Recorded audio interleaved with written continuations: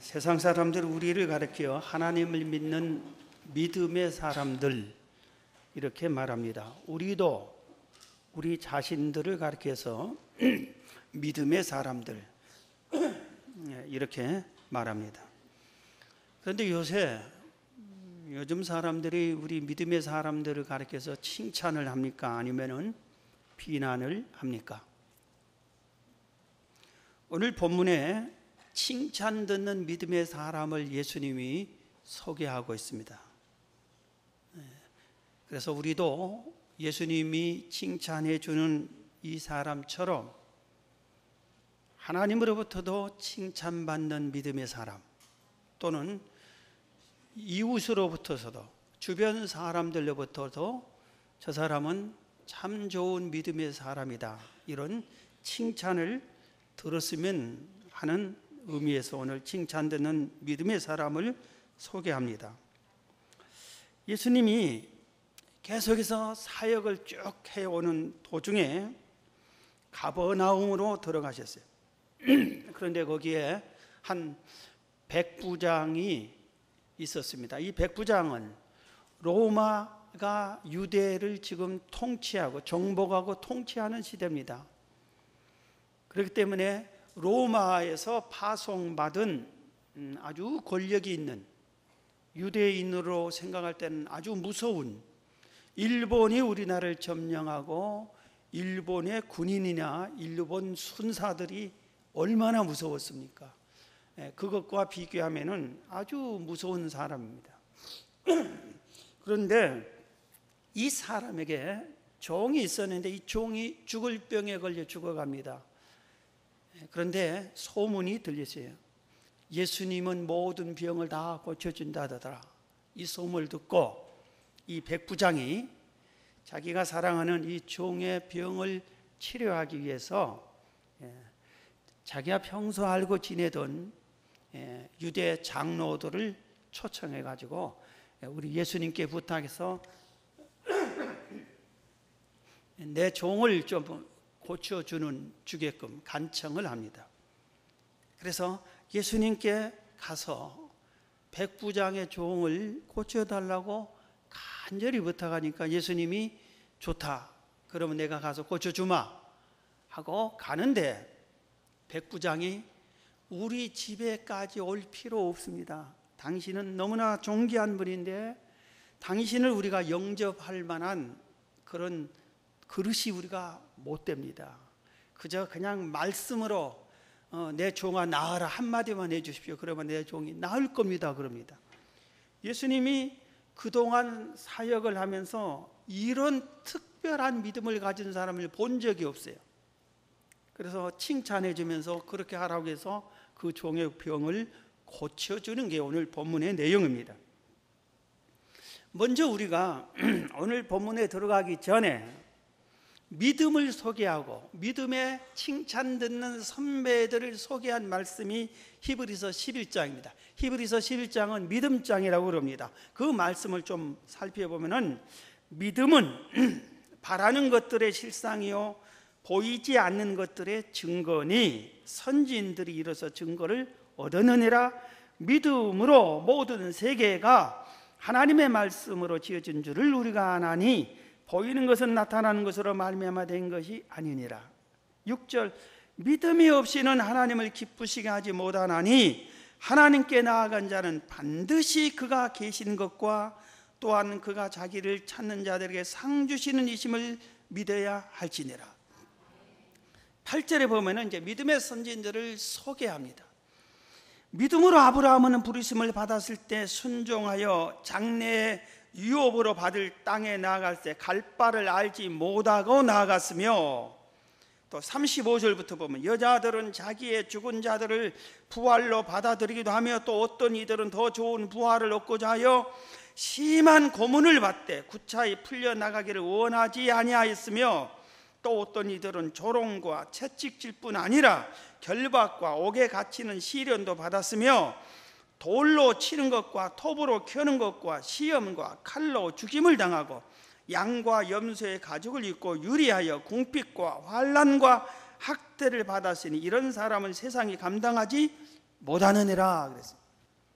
이게 무슨 말이냐면은 아브라함 같은 경우는 자기 고향에서 부모로부터 대대로 이어온 재산을 물려받고 나름대로 정착해서 잘 살고 있는데 어느 날 갑자기 하나님이 모든 것을 버리고 내가 지시할 땅으로 가라 하는데 어디로 가라? 상계동으로 가라 하듯이 딱 지역을 정해준 게 아니라 내가 지시할 땅으로 가라. 그래서 목적지를 모릅니다. 그런데 아브라함은 믿음으로 하나님이 하라는 대로 해야 된다. 믿음으로 출발하고부터 본다 이겁니다. 이런 믿음의 사람이다. 그래서 칭찬 듣는 정말 우리 믿음의 선배다 소개한 것이고 35절 이하에 보면은 어떤 성도들은 예수 믿는다고 붙잡혔어요. 그래서 수많은 핍박을 당합니다. 그리고 핍박을 당하다가 죽임을 당합니다. 그런데도 그들이 이렇게 미혹을 합니다. 예수 안 믿으면 풀어줄게. 지금이라도 예수 안 믿는다고 그래. 풀어줄게. 그런데도 오늘 보면은 그들이 고문을 받되 구차하게 목숨 좀 더 연장시키겠다고 예수를 부인하지 않고 부활을 생각하면서 천국을 생각하면서 거기서 고문받다 죽는 길을 택했다 이겁니다. 감옥에 그대로 나는 갇혀서 죽을지언정 예수를 안 믿겠다고 믿음을 부인하지 않겠다 이런 사람들이, 또 어떤 사람들은 조롱을 받고 채찍질을 그리고 돌로 또는 톱으로 다리를 팔을 이렇게 잘라내면서 죽여가면서 하나님을 믿지 말라고 해도 그들은 부인하지 않고 믿음을 지켰다 그랬습니다. 칼로 죽임을 당해도 흔들리지 않고 믿음을 지켰다 이겁니다. 이런 사람들은 세상이 감당하지 못하는 믿음을 가졌다. 오늘 이렇게 본문을 소개하고 있습니다. 자, 그러면은 여러분과 제 믿음을 한번 생각해 보십시다. 우리의 믿음은 과연 방금 말한 이 백부장이나 믿음의 선배들이 믿음을 지켰던 이 믿음과 우리의 믿음이 어떤가? 과연 어떤 믿음을 우리가 갖고 있는가? 내 믿음을 가지고 세상 사람들이 정말 당신은 우리가 아무리 핍박해도 끝까지 변치 않는 믿음을 갖는 귀한 믿음의 사람입니다. 우리가 당신을 멸시하고 조롱하고 비방을 했는데도 흔들리지 않는 믿음, 진짜 당신이 믿는 믿음은, 당신이 믿는 하나님은 계십니다. 당신이 믿는 천국도 있습니다. 이런 인정받는 믿음의 사람인지, 아니면은 당신 같은 사람이 예수를 믿었어? 몰랐네. 이런 사람인지 우리 자신을 한번 살펴봐야 된다 이겁니다. 오늘 이 백부장이 주인공이니까 백부장의 믿음을 소개하려고 그럽니다. 왜 백부장이 칭찬받는 믿음을 받았을까? 백부장의 믿음은 도대체 어떤 믿음이었냐 이겁니다. 첫 번째, 이웃을 사랑하는 믿음이었어요. 오늘 본문 2절을 봅니다. 오늘 본문 2절 보면 어떤 백부장의 사랑하는 종이 병들어 죽게 되었대. 백부장이 누구의 종을 표현할 때 뭐라고 그랬어요? 사랑하는 종이라고 그랬어요. 사랑했어요. 백부장은 종을 사랑해요. 종도 사랑했다 이겁니다. 우리가 늘 설명을 들었잖아요. 노예, 종은 주인과 종은 하늘과 땅 차이예요. 그리고 주인이 만약에 종이 병들었다 하면은 그거 책망 들으리. 이놈이 어떻게 하다 몸 관리를 잘못해가지고 나한테 피해를 입히느냐, 저놈을 당장 쫓아내라, 버려라, 그럴 수 있고, 아니면은 되팔아버릴 수 있어요. 그리고 아마 이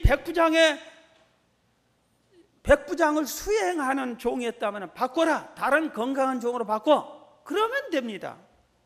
그런데 이 백부장은 그렇지 않았어요. 종을 자기 가족처럼, 자기처럼 사랑을 했어요.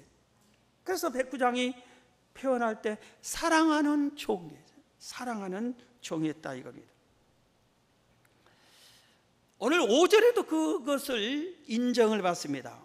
5절에는 예수님께 간청할 때 유대 장로들을, 평소에 하는 장로들을 불러서 보냅니다. 그러니까 이 백부장은 유대 종교 지도자들과 친분을 잘 맺었대.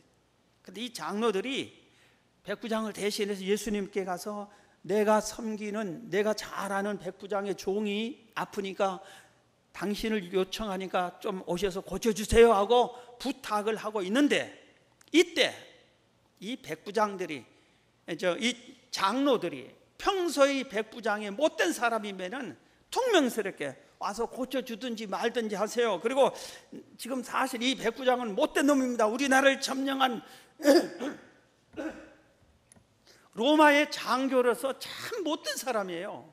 이렇게 말할 텐데, 이렇게 오늘 본문에 보면 이렇게 있어요. 5절에 그 백부장은 우리 유대민족을 사랑한 사람이에요. 로마 사람인데 우리 유대민족을 사랑했어요. 일제시대에 일본 사람의 우리나라의 모든 것을 다 뺏어가고 학대했는데도 다 그렇지 않았습니다. 그 중에 정말 우리 민족을 사랑했던 일본 사람들이 소수지만 있었습니다. 그래서 아주 어린 가난한 죽을 버림받을 수 없는 자녀들을 키워서 일본에 유학까지 보내주기도 하고, 이런 좋은 일본 사람들도 있었어요. 바로 이 로마 장교였는데도 우리를 사랑해, 유대민족을, 우리 민족을 사랑했습니다. 로마 사람인데. 그리고 우리를 위해서 회당을 세워줬습니다. 오늘날 말하면 우리 예수 믿는 사람들을 위해서 교회를 건축해 줬습니다. 종교를 박해하는 게 아니라 교회까지 세워줬습니다. 이런, 정말 이 사람은 사랑을 실천한 사람이라고 소개한 겁니다. 여러분, 예수님이 뭐라고 하셨어요? 그거 첫째 가는 계명이 뭐냐고 물어보니까, 첫째는 내 하나님을 마음과 목숨과 성품과 뜻을 다해 사랑하라. 두 번째도 똑같다. 내 이웃을 내 몸같이 사랑하라 그랬잖아요. 이웃을 사랑하라. 믿음의 사람이라면, 진실로 하나님을 믿는 믿음의 사람이라면 이웃을 사랑하라 그랬어요. 사랑하라. 자, 그런데 오늘 본문이 누가복음 7장인데 바로 앞장 6장에는 사람을 사랑하는, 내 이웃을 사랑하는 방법을 이렇게 사랑하라고 소개하는 내용이 말씀이죠. 6장 27절부터 보면은, 그러나 너희 듣는 자에게 내가 이르노니 너희 원수를 사랑하며 너희를 미워하는 자를 선대하라. 나를 미워하는 자를 좋게 선하게 대해주라 이겁니다. 그런 성자 같은 사람이 우리에게 얼마나 있겠어요? 나를 미워하면은 내가 도망가든지 나도 속으로 미워하든지 그와 대적해서 싸우든지 하는데, 이웃을 사랑하는 방법을 예수님이 가르치는데 너희를 미워하는 자를 선대하라. 28절에 보면은 너희를 저주하는 자를 위하여 축복하라. 너희를 모욕하는 자를 위하여 기도하라. 나를 저주하는 자를 우리는 더 저주해야 되는데 그게 아니라 축복 기도를 해줘라. 29절에 너의 입밤을 치는 자에게 젖밤도 돌려대며 내 겉옷을 빼앗는 자에게 속옷도 거절하지 마라. 겉옷을 빼앗으면 강도잖아요. 강도에게 내게 있는 것을 오히려 주라 이겁니다. 미워하지 말고 고소하지 말고 사랑하라 이겁니다. 30절에 내게 구하는 자에게 주며 내 것을 가져가는 자에게 다시 달라 하지 말며. 우리는 남에게 뭘 꿔주고 안 갚은다고 가서 막 이렇게 하는데, 꿔줬으면 다시 달라고 하지 말래요. 그 가정이 갚을 능력이 있으면 갚겠지. 능력이 안 되니까 못 갚은데 가서 달라고 하면 얼마나 괴롭겠냐 이겁니다. 남에게 대접을 받고자 하는 대로 너희도 남을 대접하라. 너희가 만일 너희를 사랑하는 자만 사랑하면 칭찬받을 것이 무엇이냐? 죄인들도 사랑하는 자는 사랑하느니라. 그러면서 35절 오직 너희는 원수를 사랑하고 선대하며 아무것도 바라지 말고 구워주라. 그리하면 너희 상이 클 것이요 또 지극히 높으신 이 아들이 되리니 그는 은혜를 모르는 자와 악한 자에게도 인자하시니라. 오늘 우리들이 이웃을 사랑하는 방법을 몰라서 실천하는 게 아니라, 우리는 그냥 이런 데는 관심도 없이 내가 감정이 오는 대로, 느낌이 오는 대로, 상대방을 막 대해버립니다. 세상 사람들과 똑같이 싸움을 걸면 싸우고, 미워하면 나도 미워하고, 이렇게 사는데 성경은 그렇지 않았어요. 이 백부장처럼 사랑할 가치가 없는 사람인데도 불구하고 사랑했습니다. 사랑했어요. 그래서 참된 믿음의 사람은 이웃을 사랑하는 겁니다. 우리는 사람을 사랑하되 차별 없이 사랑해야 돼요. 우리가 사람을 차별하는 것은 하나님을 차별하는 것이 됩니다. 예를 들어 가난한 자와 부자를 차별한다. 가난한 자도 하나님이 창조했고 부자도 하나님이 창조했어요. 많이 배운 자와 못 배운 자를 차별한다. 흑인과 백인을 차별한다. 그들을 다 하나님이 창조하시고 하나님이 이 땅에 보내셨어요. 그래서 우리가 차별하는 순간에 하나님을 차별하는 것이 되는 겁니다. 사랑하는 성도 여러분, 사람을 차별 없이 사랑하시기 바랍니다. 백부장이 사랑하는 것처럼 종을 사랑했어요. 종을. 두 번째입니다. 왜 백부장이 칭찬 들었냐면은 소문을 듣고, 예수님에 대한 소문을 듣고 행동으로 그대로 실천했어요. 오늘 3절, 예수의 소문을 듣고 유대인의 장로 몇 사람을 예수께 보내어 오셔서 그 종을 구해 주시기를 청한지라 그랬어요. 예수의 소문을 듣고, 백부장이 사랑하는 종이 아프니까 이 종을 치료해 주려고 이곳 저곳에 다 병원에 가고 약을 처방하고 온갖 노력을 하는데 차도가 없습니다. 점점 죽어갑니다. 안타까운데 소문이 들렸지. 예수님은 하나님의 아들이시다. 그는 메시아다.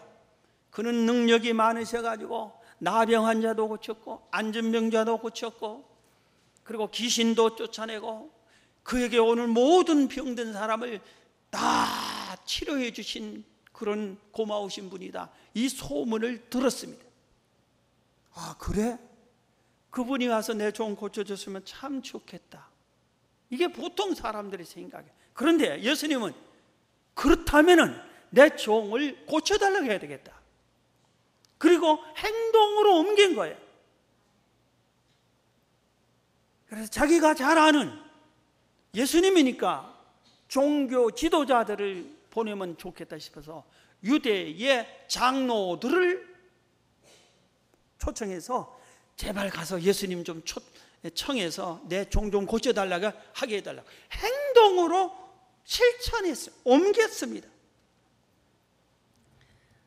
로마서 10장 17절에 이런 말씀이 있어요.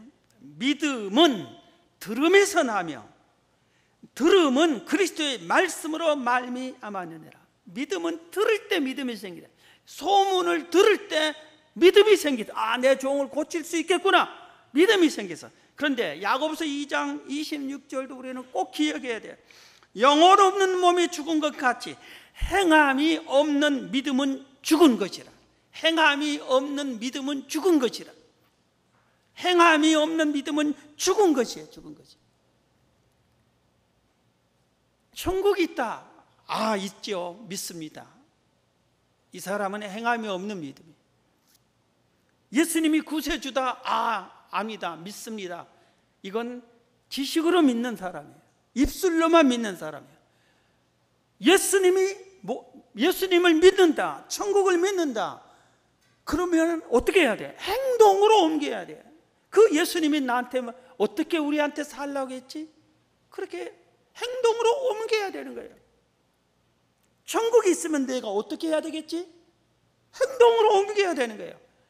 인정만 해주는 것이 가지고 부족한 거예요. 실천이 있어야 열매를 맺고, 열매를 주님이 보시는 게 열매를. 그래서 열매 맺는 자에게 풍성한 열매를 맺는 자를 칭찬해주고 열매 맺지 못하는 자를 책망하는 것을 우리가 성경 곳곳에서 알 수가 있어요. 말로만 믿는 것이 아니라 말로만 사랑하는 것이 아니라 행동으로 사랑했어요. 그래서 성경에 이런 말씀이 있지. 형제가 배고프면 배고프세요? 빨리 가서 밥에 먹으세요. 그럼 사실 그 사람은 밥에 먹을 양식이 없어. 먹을 빵도 없어요. 배고프세요? 이거라도 드세요. 내가 먹을 도시락을 반을 나눠서 주고, 빵을 반을 나눠서 주고, 쌀을 좀 주면서 이걸 가지고 해 드세요. 이게 사랑을 실천한 거지. 말로만 배고프세요? 안 됐습니다. 빨리 가서 식사하세요. 이거하고 행동으로 실천하는 거하고는 다르다는 것을 가르쳐주고 있습니다. 저를 보세요. 여러분, 기도의 응답을 믿습니까? 기도하세요. 행동으로 옮기세요. 그래서 성경에 선배들이 어떻게 기도했냐, 그 중에 한 가지 선택하고 기도를 하세요. 그게 믿음의 사람입니다. 칭찬 듣는 믿음의 사람입니다. 오늘 여러분들이 행동으로 옮기시기를 주의 이름으로 축원합니다. 그 다음에 백부장이 왜 칭찬 듣느냐면은 주님의 말씀대로 이루어질 것을 믿는 사람이죠. 오늘 예수님께서 좋다, 백부장의 종을 내가 고쳐주겠다 하니까 백부장이 이렇게 만류합니다. 주님, 당신같이 존귀한 분이 우리 교회에 오신다니, 우리 집에 온다니 우리 감당할 수가 없습니다. 당신의 말씀을 나는 믿습니다. 당신의 한마디만 하면 그 말한 대로 되는 것을 믿습니다. 그러니 우리 집까지 오는 수고를 하지 마시고 그 자리에서 그냥 종아 나아라 한마디만 해주세요. 그러면 그렇게 될 줄로 믿습니다. 그렇게 말했어요. 그랬더니 예수님이 깜짝 놀라신 거예요. 이스라엘 전역을 다니면서 다 봤지만 직접 안수를 해주고 직접 치료해주고 그래야만 나는 줄 알고 다 그랬는데, 이분은 그냥 백부장은 말만 하면 된대. 주의 말한 대로 다 믿어버린대. 말하면 그대로 될 걸 믿는 믿음을 가진 거예요. 그래서 예수님께서 아주 이 특별한 믿음을 가진 그 백부장을 칭찬해 주면서 가라고. 그래서 그 종이 나았다 이겁니다. 할렐루야. 우리도 그런 믿음을 가지자. 여러분, 성경이 하나님의 말씀을 믿으시기 바랍니다. 이 말씀을 그대로 믿어. 뭐 의심하지 말고 왜 그럴까? 그냥 이 말씀을 믿으면은 그대로 믿는 사람의 것이 되는 거예요. 말씀을 믿어요. 바울이 설교를 이렇게 하는데 데살로니가 교회 성도들은 아주 특이했어요. 왜냐하면 바울이 설교하면은 바울이 설교한 걸 듣지 않고 하나님의 말씀으로 들었어요. 그래서 바울이 이렇게 얘기했어요. 데살로니가서 2장 13절에 이러므로 우리가 하나님께 끊임없이 감사함은 너희가 우리에게 들은 바 하나님의 말씀을 받을 때에 사람의 말로 받지 아니하고 하나님의 말씀으로 받음이니 진실로 그러하도다. 이 말씀이 또한 너희 믿는 자 가운데서 역사하느니라.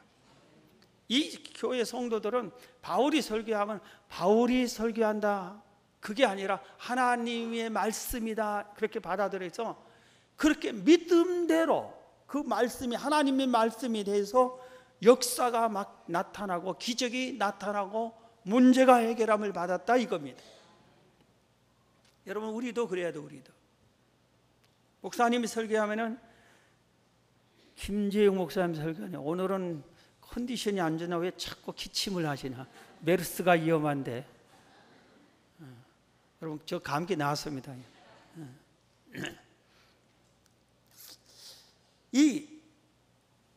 설교하시는 거를 듣고 오늘은 은혜가 좀 되는데, 준비를 좀 하셨는데, 그냥 오늘 목사님이 주무시다가 오셔서 설교하나 보다, 이런 식으로 쉽게 평가하지 마세요. 하나님의 말씀이다, 하나님이 지금 말씀하고 계신다, 그렇게 생각하세요. 그런데 실제로 한 서너 분이 있었어요. 우리 목회 중에. 우리 이 성도 한 분이 참 아주 유교의 그 고유에 아주 그 가문과 전통을 중시하는 분인데, 어디 외출해도 꼭 한복을 정확하게 입는 아주 그런 분이 있었어요. 그런데 자기 딸이 얼마나 예수 믿자고, 그리고 목사님 설교 한 번만 들어보자고 이렇게 했는데 할 수 없이 시달려 가지고 딸을 따라서 우리 교회에 왔어요. 예배를 딱 드리는데, 와서 첫날 예배 드리는 순간에 역사가 나타나죠. 뭐냐면은 제가 와서 이렇게 딱 설교하는데, 그것도 저쪽이 그 상가에서 있을 때, 거기서 이렇게 이분이 하는 말로, 야, 이 좁은 상가에 사람이 왜 이렇게, 그 당시에 상가에 한 300명이 모여서 예배드렸어요. 빡빡해, 아주 막 공기가 막 답답하고 사람은 많고 장소는 좋고 그럴 때 있어요. 그런데 와서 설교를 딱 하는데 웬걸 내가 설교하는데 내 뒤에 예수님이 나타나요. 예수님이 나타나서 딱 보이더래요. 그래서 이분이 그때 진짜 신이 있구나. 그리고 그분이 예수 믿고 세례 받고 신앙생활을 잘 하시다가 돌아가셨어요. 그분이 돌아가실 때 장례식을 제가 갔는데, 하관할 때 그 집안 식구들이 이 관 위에다가 우리 교회에서 세례증을 사진하고 해주는데 그걸 얹어준다더라고요. 그래서 본래 그런 거 안 하는데 그냥 하라고 그랬어요. 누구의 말로 똑같은 설교인데 사람의 말로 들으면 아무 효력이 없어요. 하나님의 말씀으로 들으면 하나님의 말씀에 대해서 능력이 나타나는 겁니다. 여러분, 그렇기 때문에 이 성경이 하나님의 말씀이기 때문에 읽을 때 하나님의 말씀으로 믿고 읽으시기 바랍니다. 들을 때도 하나님의 말씀으로 믿고 들으시기를 바랍니다. 그럴 때에 말씀이 우리를 살리기도 하고 고치기도 하고 보호해주고 인도해 주실 줄로 믿습니다. 믿음의 사람을 두 분을 소개하려고 합니다. 아주 정말 칭찬받는, 성경에 없는 사람들. 제가 작년에 종교개혁지 탐방을 우리 노예 목사님들 갈 때 거기 갔던 마르틴 루터입니다. 거기에 독일에 비텐베르크라고 정말 작은 도시예요. 인구가 5만도 안 되는, 관광객들은 오지도 않는 곳이에요. 그래서 우리들이 거기를 갔습니다. 그때 그 감격이, 감동스러운 것이 아직도 아주 생생하게 있어요. 이 마르틴 루터는 종교 개혁자입니다. 1483년 독일의 작센주라고 하는 주의 아이슬레벤이라는 곳에서 태어나는데, 아버지 한스는 광부였어요. 근데 아들을 내가 잘 키워야 되겠다고 아들에게 법관이 되라고, 법대를 가라 했는데 법대를 갔어요, 아버지 뜻대로. 그런데 이 대학생 때 아주 놀라운 경험을 합니다. 공부를 마치고 방학 때 집으로 이렇게 가는 7월달 여름에 이렇게 딱 가는데 벼락이 떨어진 거예요. 막 소낙비와 함께 벼락이 떨어지는데 옆에 있는 친구가 죽어버립니다. 그래서 놀라서 이렇게 기도합니다. 날 좀 살려주면 내가 주의 종이 되겠다고. 그런데 그 많은 벼락이 이상하게 내리치는 곳인데 살아남습니다. 그래서 아버지가 온 가족이 반대하는데도 불구하고 수도원으로 들어가고 수도회로 들어가면서 신학을 공부하고 신학 박사가 됩니다. 그리고 바로 이 비텐베르크 작은 마을에 신학대학이 있는데 거기에 교수가 되고, 거기에 교회에 이제 그때는 그 개신교로 개혁을 안 했기 때문에 거기서 사제가 됩니다. 그런데 그 당시에 전에 제가 1년 전에 거기 갔다 와서 말했던 얀 후스를 소개했어요. 100년 전에 얀 후스가 종교 개혁의 시발점으로 하다가 그가 순교를 당하고 그것을 얘기를 했는데, 그런 개혁을 그 당시에 그 천주교가 너무나 타락했어요. 가장 타락한 것이 성직자들이 타락한 겁니다. 세상이 말세가 되면은 성직자들이 타락합니다. 다 타락해도 성직자들이 타락하지 않아야 세상을 말씀으로 고치어 나갈 수 있는데, 성직자들이 타락한 거예요. 그리고 그 당시에는 성직자가 얼마나 높은 좋은 자리였냐면은, 그 당시에 유럽 전체가 다 예수를 믿는 거예요. 쉽게 말하면 다 하나님을 믿는 거예요. 그렇기 때문에 나라의 왕을 세우는 일을 교황과 의논을 해야 돼요. 그럴 나라들이 많이 생겨요.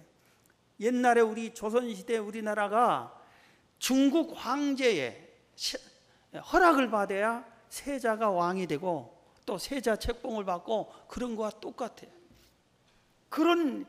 그래서 이 사제들,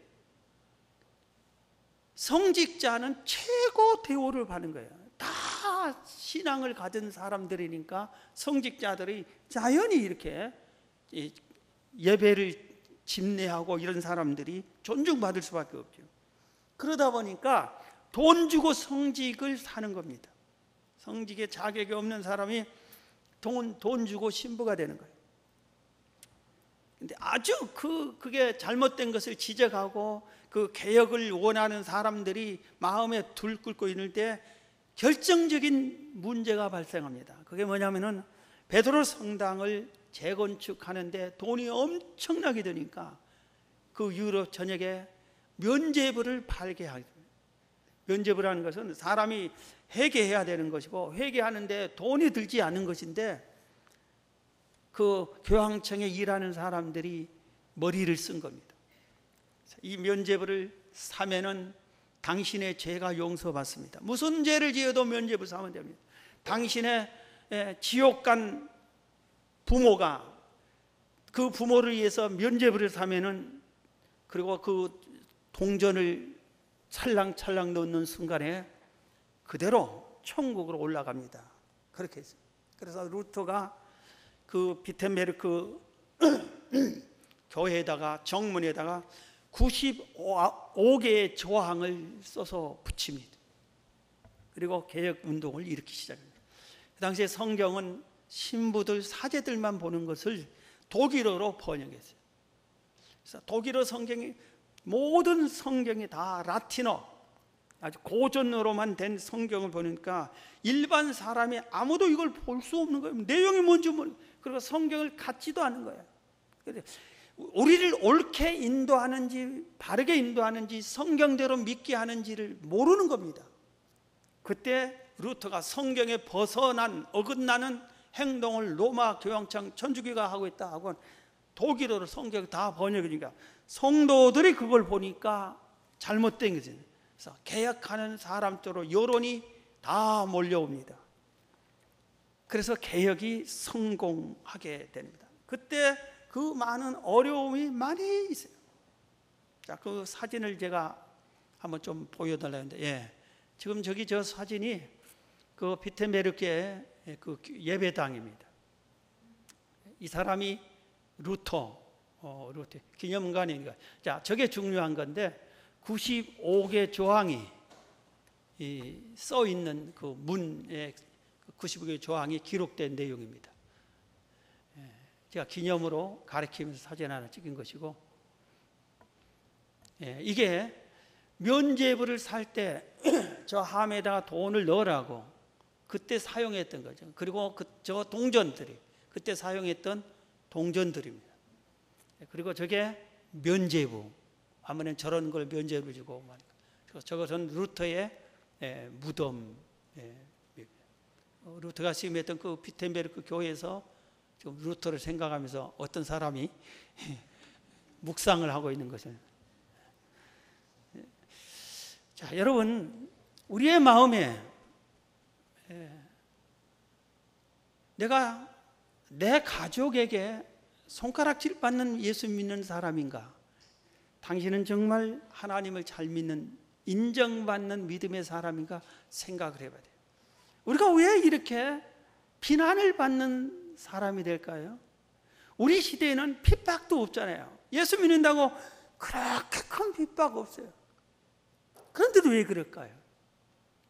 우리의 욕심과 특히 정욕이 살아서 그런 거예요. 욕심, 정욕이 살아서. 요새는 마귀가 우리에게 핍박으로 안 돼. 우리 한국교회 성도들에게는 핍박이 아니라 쾌락을 주고 미혹하는 거예요. 욕심을 갖게 하는 거예요. 정욕적인 것을 취하게끔 하는 겁니다. 그래서 하나님을 배신하게끔, 형식적으로 하나님을 믿게끔 하는 겁니다. 히브리서 11장에 나오는 믿음의 사람들을처럼 우리가 믿음을 믿지 못하게 하는 거예요.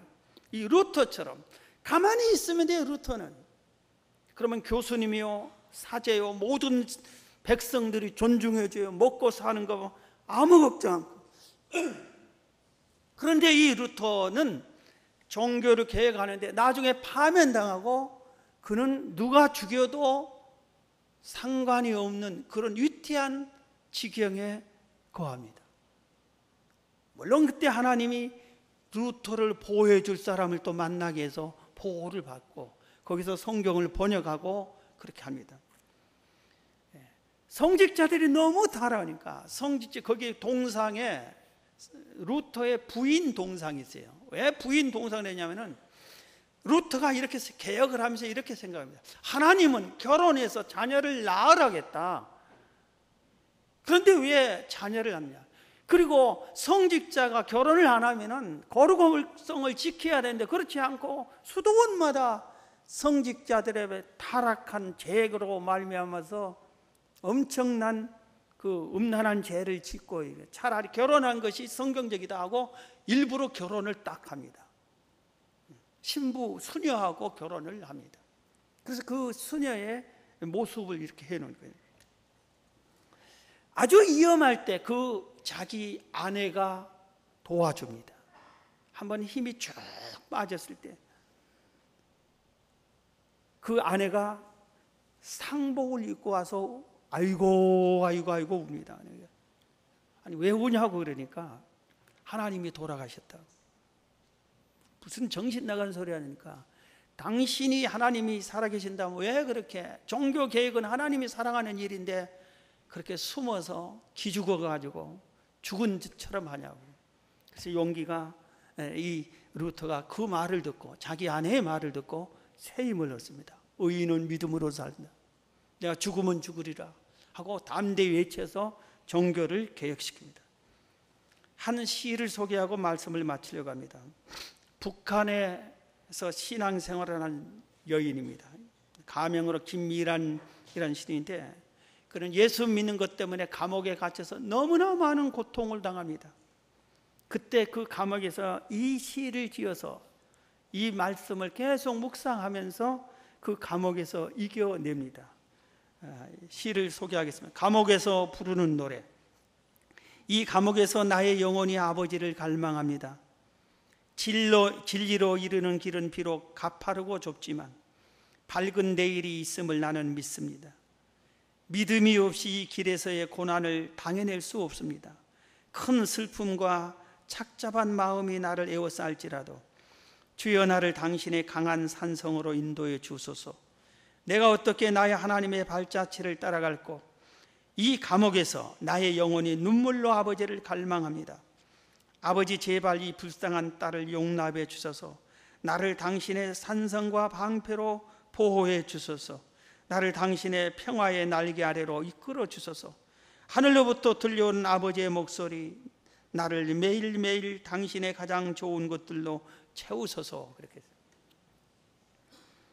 이 여인도 예수 안 믿는다면 풀어줄게. 그런데도 믿음을 지키기 위해서 감옥에서 고난을 당하면서도 믿음을 지킨 겁니다. 사랑하는 성도 여러분, 여러분의 믿음이 산 믿음인지 죽은 믿음인지 살피시기 바랍니다. 그리고 우리는 정신 차려야 됩니다. 산 믿음을 가져야 돼요. 산 믿음. 그리고 칭찬받는 믿음을 가져야 됩니다. 여러분이 다 칭찬받는 믿음을 갖기를 주의 이름으로 축원합니다.